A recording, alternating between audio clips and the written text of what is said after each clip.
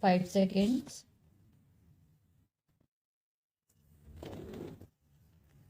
Start. I am thankful to you for having given me this opportunity long last to say a few words on the budget.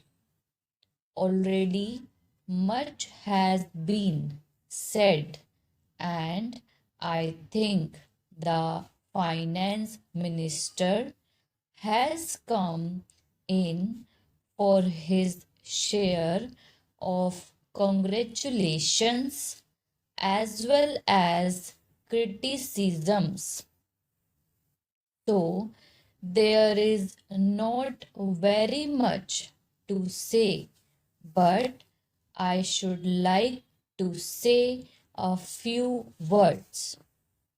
The increased development expenditure and the absence of any new taxation has earned for the budget a good response, even from the businessman. I specially welcome the relief given to the middle classes by raising the exemption limit of income tax in respect of personal income. No doubt, this is some relief to the middle classes, but I would request the finance minister, if he could, to raise this exemption limit from 40,000 to 60,000, as that would give substantial relief to the middle classes. I am indeed glad that the Taxation Inquiry Commission has been appointed with Dr. John Mathai as the chairman, and I am sure that many of the vexed problems may be solved through this commission. At the same time, I would request the finance minister to put off the state duty bill for the present, since this inquiry commission has been appointed and they may go into this question. For I feel that it is not an opportune moment to put on more taxes on the people. Already, as Mr.